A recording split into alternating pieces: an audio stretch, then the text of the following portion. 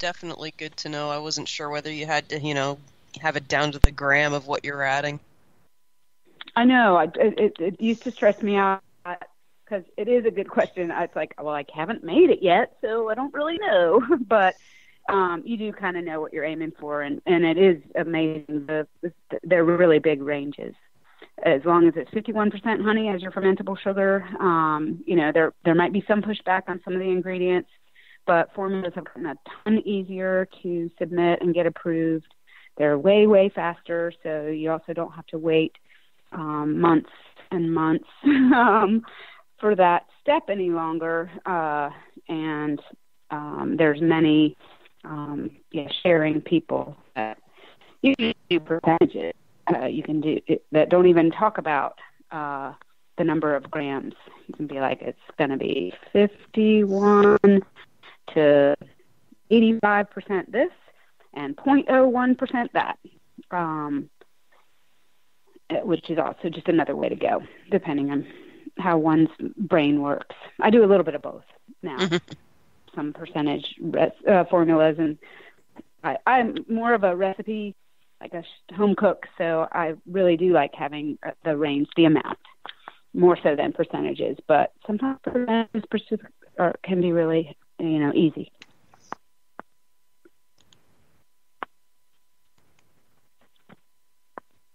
Dead air. The radio hosted me says no. Okay. We've got a question from Al.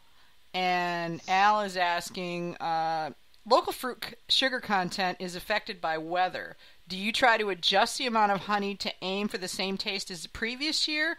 Or do you have the year on it? That way folks can say 2015, that was a good year. I embrace the differentness.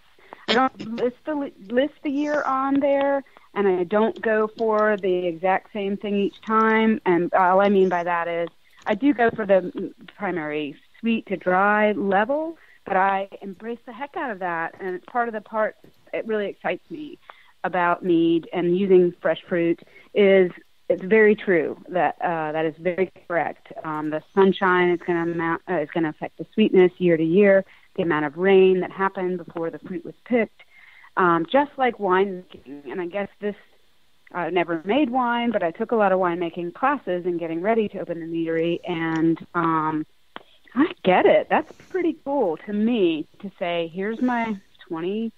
I just started my strawberry. It's my 2017 strawberries, peak of season. The great season. They smelled amazing. It's definitely going to be different from last year's strawberry in subtle ways. It'll still be a dry style to off-dry strawberry, just like the blueberry will be a slightly sweet, semi-dry style. I know that fruit sugars are a variable. I'm going for my total starting bricks or starting gravity, which also is a range on my formula, but it's a range that's going to end me in the 11 to 12% alcohol. So I just can point the mead towards that starting gravity through adjustments of the usually. I can't usually grab another 100 pounds of fruit to throw in there, because that's usually a done deal by the time I'm making it. So I can, if it needs more sweetness, it's going to get more honey. So you're open to the for idea starting then. Sugars. Okay, so you're open to the idea of back sweetening then once you rack into secondary? Is that how you bring up the sweetness if you need to? Yes, I am open to back sweetening. Yeah. Okay. I wish I could remember the term, but RJ Castle, there's a term for all the processes that the winemaker does post-fermentation, and it's a beautiful word, and I wish I could think of it to share with y'all, but look for that word. But to me, that's another area where all the fun is. It's really fun to ferment, but really the processes and things we choose to do post-fermentation, whether it's filtering or fining or even flavoring or infusing or blending, those decisions are also very, very fun to get to make. Tweaking. We normally just call it finishing. Finishing a wine for everything after ferment is referred to as finishing. But just talking about wine and the fruit there, you mentioned how fruit changes every year, just like grapes every year, but winemakers do everything they can to get a consistent product and to make sure that they get the right acid blend and the right tannin and the right sweetness for the right alcohol level. And they do this by testing the fruit and not picking immediately after a rain and allowing it to ripen to the appropriate sweetness, etc. Do you pick to any guideline at all, or just when it looks and tastes right? I have I've been picking the strawberries, so I can answer to that, and then I buy the other fruits, the blueberries and the figs, from others. And so with the strawberries, I would pay very careful attention to the weather. I would not pick after a rain. I liked late season strawberries because I knew they would have greater sugar content. And I totally appreciate what you're saying, and it reminds me of as well in the beer world, but staying in the wine world, winemakers are going to want to express that grape and express that style as perfectly as they can, and I totally respect that. And what a great thing about mead is there is no one style for a strawberry mead. I love that. There's a lot of room for, in a mead, that to be a dry style, an off dry, sweet, dessert level sweet, and they're all worthy and they're all, worth exploring. There is the essence of a strawberry, and I guess we could talk about that for probably a long time. But there's a lot of room for creativity and style and just what I'm going after versus what somebody else is going after, and our own personal likes and my own personal style. But yes, I mean, I won't necessarily acid adjust, but I'll test. I'm definitely doing some measurements, and but in the end, really comes a bit sensory, or a lot sensory about tasting the blueberry. Oh, it's bone dry. It's kind of one note. If I add a little honey to that, really brightens up that fruit and really brings it out really well. So knowing that I have that to play with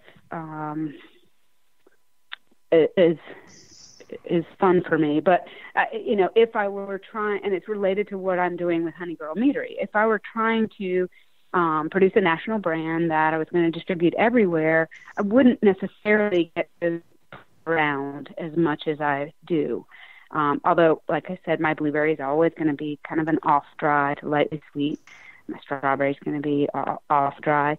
But if I was making a nationally distributed product, I really wouldn't I'd have to be more consistent in the batch year to year because your fan base is bigger. People are maybe fall in love with that, and then they may or may not. You just have more people involved, and they may or may not embrace the changes of the season and differences. They might be like, I don't like it so much this year. And there's certainly room for that. That's totally valid also. But I'm just going for that feeling in a bottle. It's very transient, and let's just celebrate the heck out of that. In my model, and I'm regionally or really locally North Carolina focused right now. Yeah, okay. So you don't actually test the fruit on the tree before you pick it? I don't put it on my refractometer, but I certainly could. I smell and taste it like a kitchen cook more so and say, yeah, this is going to be a great start for me. Okay, fair enough. I kind of like the idea of celebrate the change. That's really cool because you can make yourself crazy trying to make something that tastes exactly the same year after year after year, especially in a cottage industry like ours. So I really like that. There's nothing wrong with it being different as long as it's still good. every year. Yeah, you have to accept variation. That's just the way of nature. You can't. Well, I mean, you can't even make sure you can't even make sure your honey's going to be the same year to year. I mean, there's no way. Good point. Those different bee visits, different flowers, different season. Yeah, all of that. Beautiful variability and tons of it. Jay, that's a wide open one. How different the honey can be. So do you try and blend to a standardized recipe or a standardized taste for your style or not? Well, I'm making just one batch of the strawberries, so I haven't yet. I mean, I'd love to over time, but I'm just going to make a batch of the strawberry, finish it to my satisfaction, bottle it and sell it. I don't really have the space. I'm working at 1,200 square foot facility to hold it necessarily, but it's something that I would definitely like. I've certainly been to wine blending sessions. I'm very close to the Yadkinville Valley and part of that North Carolina Wine Growers Association. Their conference is this weekend, so I'll sit in on some blending courses, and I love it. You know, blending is really fun. It's just something probably down the road, just for where we're at right now with this. I'm still repeating my processes, getting my standard operating procedures down, perfecting these batches by making them year over year, but I only make them once a year at the scale that I'm at right now.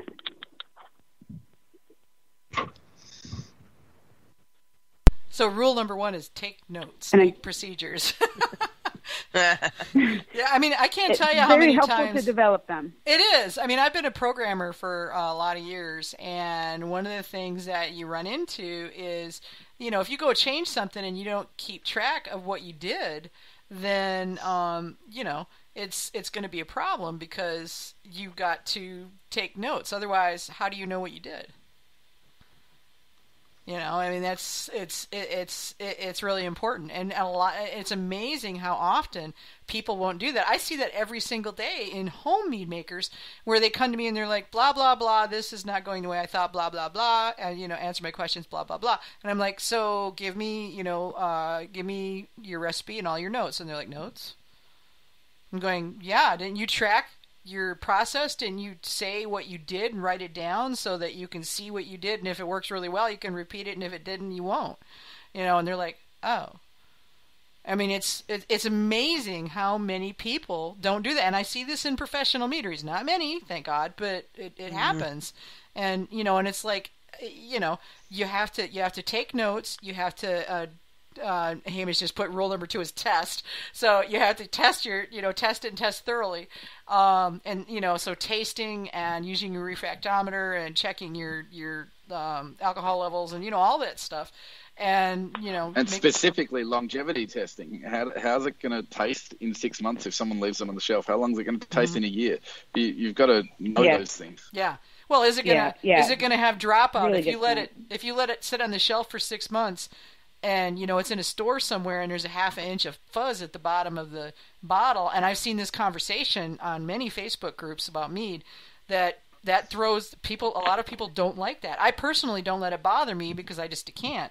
But your average, especially newbie mead drinker, may not get that that just happens sometimes.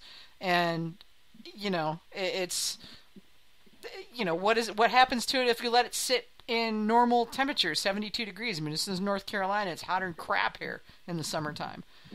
What happens if it sits in a store where they keep it at 72, 74, you know, and it's not over by the freezer section, it's in the middle of the store?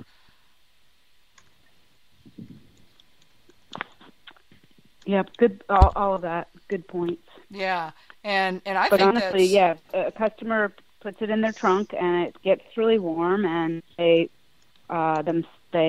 don't like it, we're gonna help them out and probably give them another bottle to try again. Yeah. It's just gonna come down to customer service at that point. But I've libraried the mead since the very beginning, so that I have a sense for that. Of course, the homebrew batches, I had done that for years. But that's entirely different because they are entirely different